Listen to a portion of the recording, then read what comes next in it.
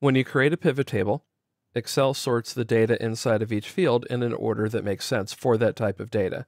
For example, in this case, we have a set of data for sales for the months of January and February, and also for 5 departments. The months are sorted in sequential order, January and then February, and the department names are sorted in alphabetical order. If you'd like to define a custom sort order, you can do so by creating a custom list. And in this movie, I'll show you how to do that.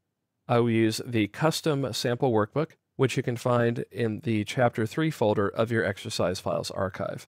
So once again, my goal is to create a custom list so that instead of having departments sorted in alphabetical order, I would have them in an order of my choosing. So I need a custom list of values to use as my sorting criteria. To create the list, I'll click the File tab and then click Options to display the Excel Options dialog box. Click Advanced to show the Advanced Options page, and then I'll scroll down, and actually if you drag the slider all the way down, about halfway down the screen, you'll see the Edit Custom List button. Go ahead and click it to display the Custom List dialog box. You can see that Excel comes with 4 predefined lists. There are 2 each for days of the week, the abbreviation and the full names, and similarly for months, you have abbreviations and also the full names of the months. To create a new list, make sure that New List is highlighted inside the Custom List pane, and then click in the List Entries pane. Now you can type in the list in the order that you want to use as your sorting criteria. So for example, let's say that I wanted my 5 departments to be sorted in this order. Play, P-L-A-Y, then press Enter, then Balance, Enter, Dance, and Enter, then Work, Enter, and Sport. I'll just take a moment to verify the spelling is correct.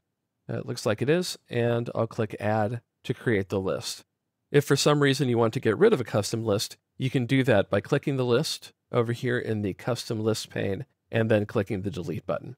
I'm not done with this list yet, so I'll click OK, and OK again to close the Excel Options dialog box. Now I can sort by department using my custom list.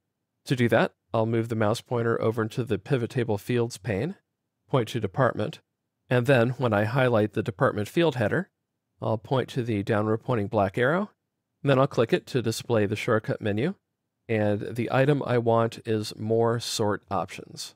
Doing so displays the Sort dialog box.